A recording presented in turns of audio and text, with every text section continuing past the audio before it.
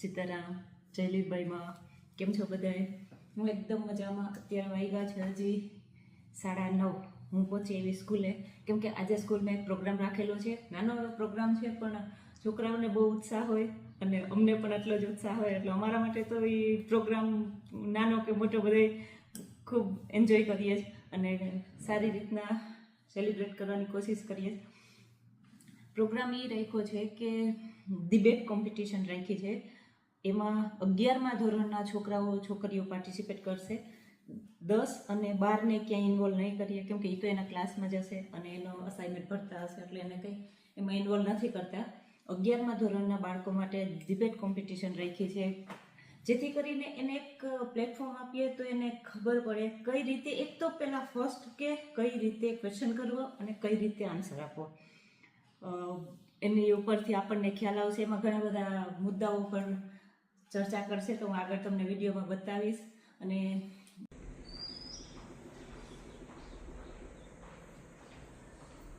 પૂરતી મહેનત કરતો રહે છે. વિદ્યાર્થીની માનસિક ક્ષમતા ઉપર મેટર કરે છે, કેટલું જ્ઞાન ગ્રહણ કરશે ને કેટલું નહીં કરી શકે.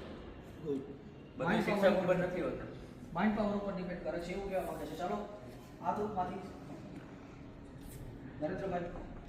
બધા જ શિક્ષકો એવા ન હોય કે જે મહેનત કરાવતા હોય. કોઈ શિક્ષક આળસુ હોય. સરસ. લેઝીનેસ પણ જોવા મળે છે, એટલા માટે વિદ્યાર્થીમાં શિક્ષણનું પ્રમાણ ડાઉન જાય એવું કહેવા માંગે છે. ભાઈ આના જવાબમાં ધવલભાઈ. શિક્ષક ઉપર જ ડિપેન્ડ કરતું, વિદ્યાર્થી પણ ગમે જ્ઞાન મેળવી શકે. ફરી પાછું કહેવામાં આવે છે, ખાસ કરીને ટીમ એને ધવલભાઈ. જો શિક્ષણ પૂરતું મેળવે તો ટેલેન્ટની કોઈ જરૂર નથી પડતી. શિક્ષણ દ્વારા જ પોતાનો આર્થિક વિકાસ થાય. પૂરતું શિક્ષણ મળે તો ટેલેન્ટની વધારે પડતી જરૂર નથી. શિક્ષણ હોય તો ટેલેન્ટ ઓટોમેટિક આવી જાય છે, તો કહેવા માટે સલમાનભાઈ. શિક્ષણ ન હોય તો કોઈ વિદેશ એ માટે તો શિક્ષણ મેળવીએ વિદેશમાં જવા માટે. સરસ. તમારા જ પોઈન્ટને છે એની નેગોશિએટ કરી દીધું છે કે એ માટે તો વધારે કરી શકો છો. બોલો ભાઈ. વિદેશ જવાની સખત જરૂર છે. આપણા વિદેશના ભણતરના નાણાં વધારે છે ભારત કરતાં. ભારતમાં તક ઓછી છે નોકરીની, વિદેશમાં વધારે છે. ઓકે, વિદેશમાં જવાની જરૂર વધારે છે એવું કહેવા માંગે છે. ઇન્ડિયામાં નોકરીઓની કમી છે. આ મુદ્દા સાથે સહેમત હોય કે ના હોય? ચાલો. નોકરીની શું જરૂર છે? આપણે બિઝનેસ પણ કરી શકીએ. ગુડ. કે નોકરી માટે જ જવું એવું જરૂરી નથી, બિઝનેસ પણ કરી શકો છો. જીતભાઈ. બિઝનેસ માટે પણ શિક્ષણ જરૂરી છે. ચાલો, એ પોઈન્ટ પણ એનો વેલિડ છે કે બિઝનેસ માટે પણ શિક્ષણની જરૂર છે. એના જવાબમાં પ્રતીક્ષાબેન. એમાં શિક્ષણની જરૂરત ન પડે, સામાન્ય બુદ્ધિથી આપણે આગળ વધી શકીએ. કોમન સેન્સથી પણ તમે આગળ વધી શકો છો. ગુડ. કોઠાસૂઝ પણ જરૂરી છે. કોઠાસૂઝ વગર કંઈ નહીં થાય. ધવલભાઈ. ફરજિયાત નથી કે કોઠાસૂઝથી પણ આર્થિક વિકાસ થાય. શિક્ષણ પણ જરૂરી છે આર્થિક વિકાસ માટે. ઓનલી કોઠાસૂઝથી નહીં ચાલે. સેકન્ડ વિલ તરીકે બીજું જોશે જ. મનીષાબેન. ઘણા વ્યક્તિઓ પોતાની કોઠાસૂઝથી પણ આગળ વધ્યા છે, જેને સિદ્ધિ હાંસલ કરી છે, દેશમાં નામ કમાવ્યું છે. પોતાની કોઠાસૂઝથી આગળ વધ્યા ને એવા લોકો બહુ ઓછા છે. વધારે પડતા લોકો શિક્ષણથી જ આગળ વધે છે. શિક્ષણથી જ લોકો આગળ વધે છે. કોઠાસૂઝથી આગળ વધવાની સંખ્યા ઓછી છે એવું કહેવા માંગે છે. પ્રતીક્ષાબેન. અત્યારે કેટલા લોકો ડિગ્રી લઈને પણ બેઠા છે, બેરોજગાર છે. સરસ. કે જો શિક્ષણથી જ નોકરી મળી જતી હોત તો ઘણા છે ડિગ્રી લઈને બેઠા છે. શિક્ષણમાં આગળ ન વધી હોય તો રમતગમતમાં આગળ પણ વધી જાય. બીજો પણ ઘણા પણ પોઈન્ટ છે, સબ પોઈન્ટ છે કે શિક્ષણમાં આગળ નથી વધતા તો એ ક્યાંક બીજી જગ્યાએ પોતાનું નામ રોશન કરે છે. એમ કે છે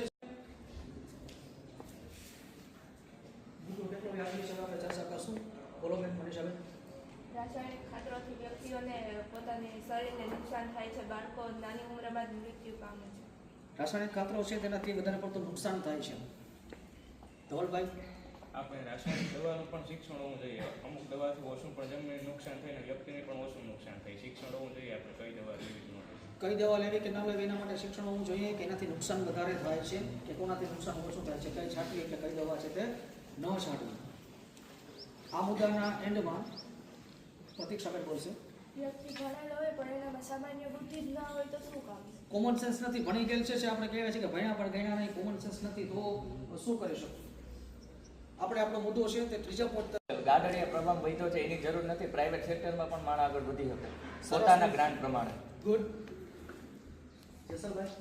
વિદેશ જવા માટે ન હોય, ખર્ચ પ્લાન ન હોય તો બધા માટે વિદેશ છે એ સપનું હોય. સપનું ઘણા માટે સપનું થઈ જાય છે કારણ કે ફાઇનાન્શિયલ કન્ડિશન નથી હોતી. અમિતભાઈ કઈ બોલશે? અમિતભાઈ, બેંક લોન લઈને પણ જઈ શકે. બેંક લોનની પણ સુવિધા છે ભાઈ, એમાં પણ લઈ જઈ શકો છો. વિવેકભાઈ, તે પોતા વિદેશ જવામાં નિષ્ફળ જાય અને બેંક લોન ન ભરી શકે તો એ પ્રશ્નો થયા કે એક પ્રશ્નમાં ઘણા પ્રશ્નો છે. લોન ન ભરે તો બોલા બીજા દિવસે આવીને કાટલા પકડે કે લાવો પૈસા, તો હું કરું? બોલો ભાઈ. લોન ન ભરી શકે, સરકારે વ્યવસ્થા રાખી કોઈ એવો વ્યક્તિ હોય ને લોન ન ભરી શકે એની લોન માફ કરી દે. જતી સરસ. રહે એની પાસે છે જ નહીં, ચૂકવવાનું શું ચૂકવે? ગવર્મેન્ટની પોલિસીઓ છે ભાઈ કે લોન ન ભરાય તો લોન માફ પણ કરી દે છે. બોલો ભાઈ.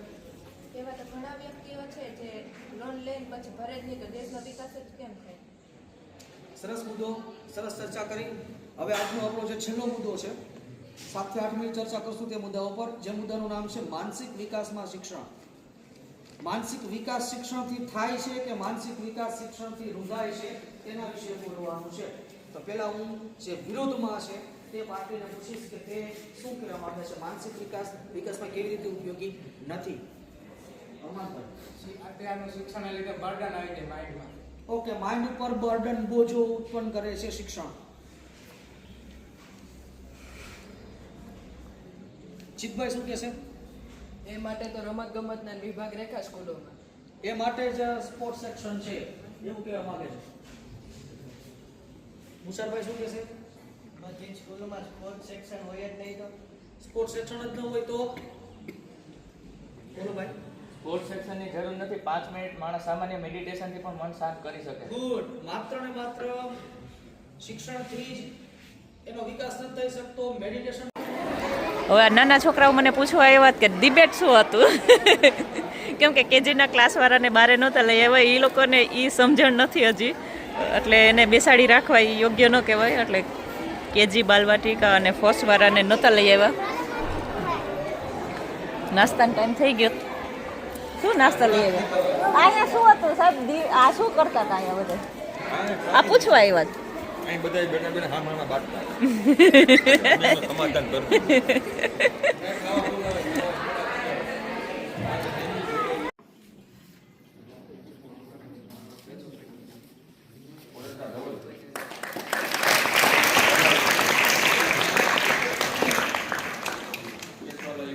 લાઈન ખાવાની નામ બોલું